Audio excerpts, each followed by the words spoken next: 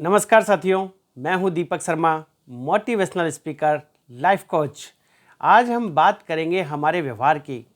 हमारा व्यवहार कैसा होता है, हम कैसे होते हैं, हम इस संसार में किस तरह का व्यवहार करते हैं और हम कैसा खाते हैं, कैसा पीते हैं। अर्थात आपने भी सुना होगा, जैसी संगत वैसी रंगत। चरित्र सामने की तरफ प्रकट करते हैं, दूसरों के साथ व्यवहार करते हैं, तो हमारी वेशभूषा, पहनावा, खान पान सब इन बातों पर भी निर्भर करता है कि हम कैसा खाते हैं, कैसा पीते हैं, कैसा पहनते हैं। ये सब हमारे चरित्र पर, हमारे व्यवहार पर, मतलब ये हमारे चरित्र को, हमारे व्यवहार को दर्शाता है। तो इसी के लिए आज आपको एक बहुत ही मज़ेदार कहानी के रूप में आपको समझाना चाहता हूँ, बताना चाहता हूँ। मुझे पूरा विश्वास है कि आपको इसके माध्यम से बहुत कुछ सीखने को मिलेगा। यदि आपको मेरी ये बातें पसंद आए तो प्लीज़ चैनल को लाइक करें, शेयर करें, सब्सक्राइब करें और हाँ, बेल आइकन का बटन ज़रूर दबाएं। तो शुरुआत करते हैं हम आज की इस कहानी की। कहानी है एक राजा की। कहानी है एक राजा की और उसकी घोड़ी की।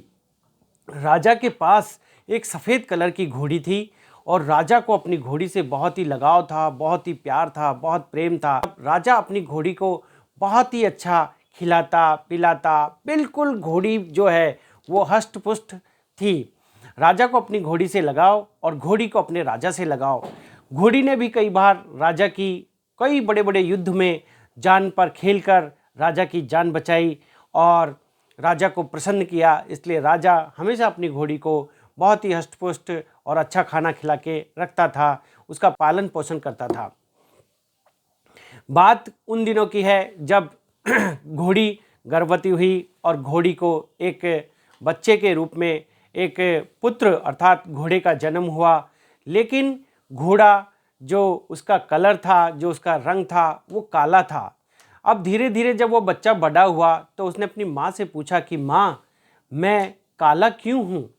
तो घोड़ी ने अपने पुत्र को जवाब दिया, अर्थात घोड़े को जवाब दिया कि बेटा, एक बार जब मैं गर्भवती थी तब मेरा गलती से पैर फिसल गया और मेरी वजह से राजा ज़मीन पर गिर गया, जिस वजह से राजा को गुस्सा आया और राजा ने मुझे 4-5 कोड़े बरसा दिए मेरे शरीर पर। तो उससे मुझे चोट पहुंची और उस चोट पहुंचने के कारण मैं खूब रोई और इसलिए तुम्हारा रंग काला है, लेकिन फिर भी तुम हष्टपुष्ट हो, शक्तिशाली हो, बलशाली हो। लेकिन घोड़े को ये बात समझ में नहीं आई और घोड़े का बच्चा बोला कि माँ, ये तो राजा ने अच्छा नहीं किया, मैं इसका बदला ज़रूर लूँगा माँ, मैं इसका बदला राजा से ज़रूर लूँगा। अब धीरे धीरे समय निकलता गया और घोड़े का बच्चा इस अवसर को तलाशता रहा कि वो कब राजा से अपना बदला ले।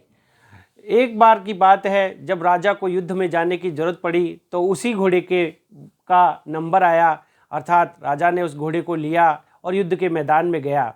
वहाँ जाने पर क्या हुआ साथियों, वहाँ जाने पर जब घोड़े ने देखा कि राजा चारों तरफ से शत्रुओं से घिर चुका था और बहुत ही बुरे तरीके से लहूलुहान हो चुका था, तब लेकिन घोड़े ने देखा कि उसका राजा लहूलुहान हो चुका है, पराजित हो चुका है और उसकी जान खतरे में है।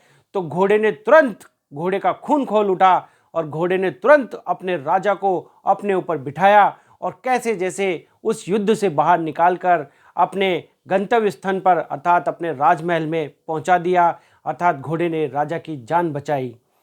जब इस बात का पता चला घोड़े की माँ को तो घोड़े की माँ बहुत खुश हुई। लेकिन जब घोड़े का बच्चा अपनी माँ से मिला तो उसने कहा कि माँ, आज मेरे पास बहुत ही अच्छा अवसर था, अर्थात मुझे आज बदला लेने का बहुत ही अच्छा दिन मिला था, लेकिन माँ पता नहीं क्यों मेरा मन नहीं माना और मैंने राजा को अपने जान पर खेलकर बचा लिया। माँ, पता नहीं ऐसा क्यों हुआ, मेरे कुछ भी समझ में नहीं आ रहा माँ। तो माँ ने जवाब दिया कि बेटा, माना कि राजा ने एक बार हमें नुकसान पहुंचाया, लेकिन इसका मतलब ये तो नहीं कि हमें उसका राजा से बदला लेना चाहिए, क्योंकि राजा ने ही हमारा पालन पोषण किया है, हमेशा हमारा ध्यान रखा है। इसीलिए तो तू बलशाली है, शक्तिशाली है, मैं इतनी अच्छी हूँ और तेरे अंदर जो खून है ना बेटा, वो अपनी माँ का ही है, अर्थात तू चाहकर भी किसी को धोखा नहीं दे सकता, तू चाहकर भी किसी के साथ नमक हरामी नहीं कर सकता, क्योंकि तेरे संस्कार ही बेटा बहुत अच्छे हैं। तू संस्कार वाला है और तेरे संस्कारों की वजह से ही तूने राजा की जान बचाई, अपनी जान पर खेलकर और राजा को बचा लिया। मैं इससे बहुत खुश हुई। और हाँ, यदि अगर तेरी जान भी चली जाती राजा को बचाते बचाते तो मुझे तेरे ऊपर फक्र होता बेटा, फक्र होता।